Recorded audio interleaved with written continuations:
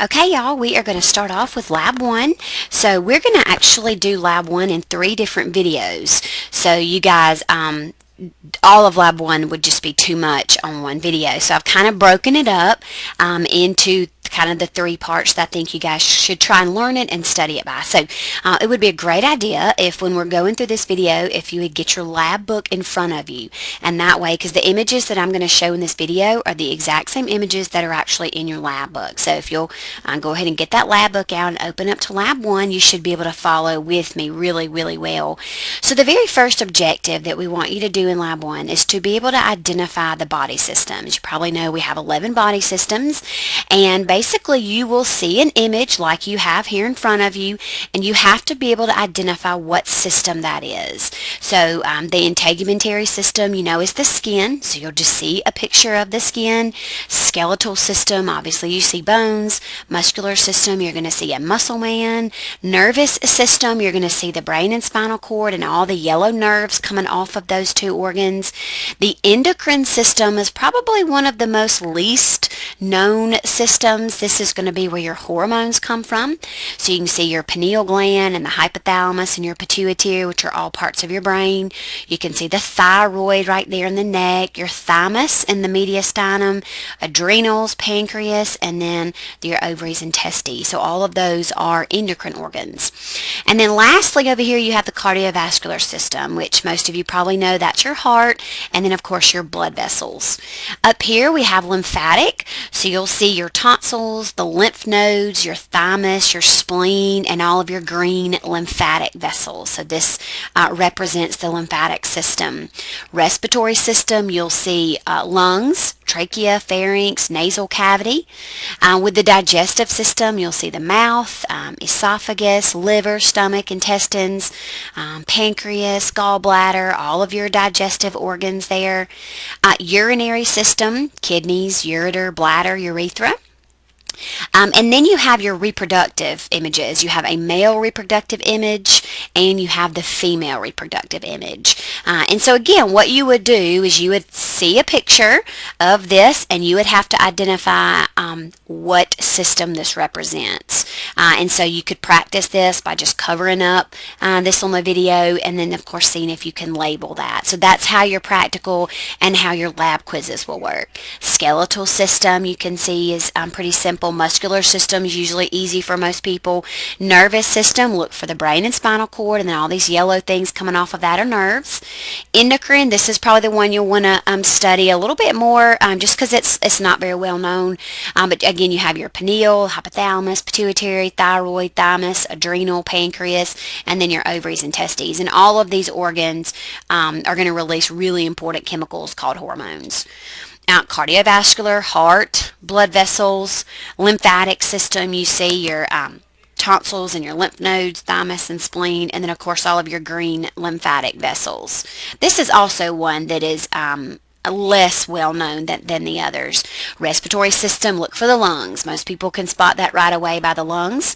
Digestive's usually pretty easy. You see the mouth, your glands, esophagus, stomach, intestines, liver, pancreas, gallbladder.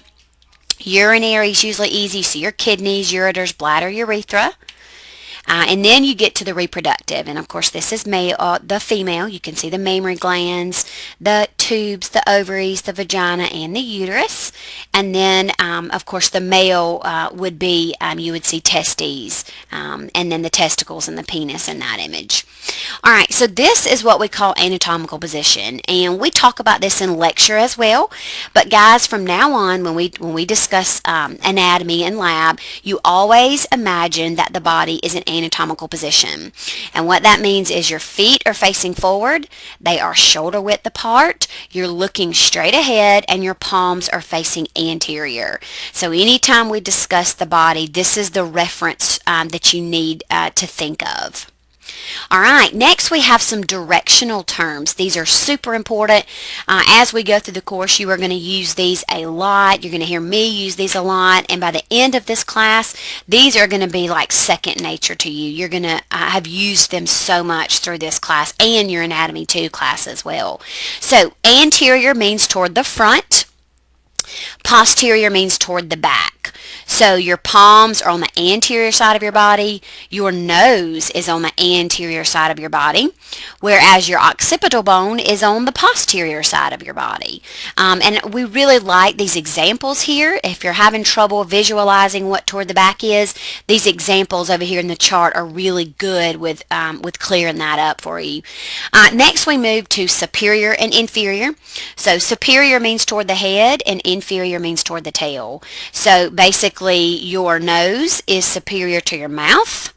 Your head is superior to your hips. Okay, inferior, your belly button is inferior to your heart.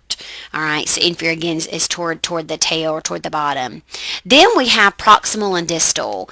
So this is referring to a point of origin.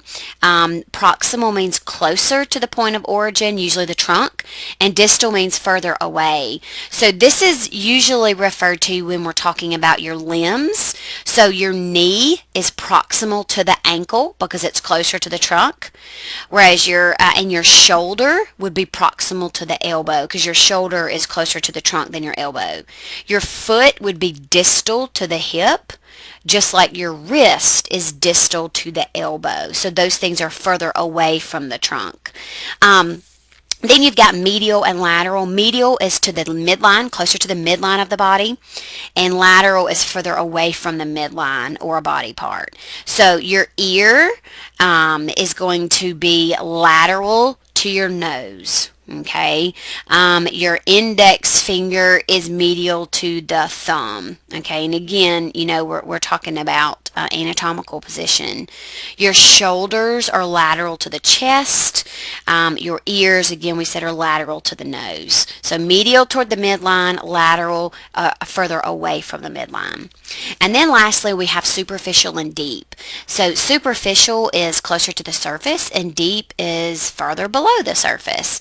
So your skin is going to be superficial to the muscle, and muscle is superficial to bone. Okay, and then you could do the reverse of that. Bone is deep to the skin and bone is deep to the muscle. So bone's going to be deeper into the body than both skin and muscle. Okay, and then we have these images here that are really good, you know, pointing out, kind of giving you that visual that some of you might need in order to get these directional terms. Okay, we're going to pause here in this video and we'll pick up with the next part in the second video.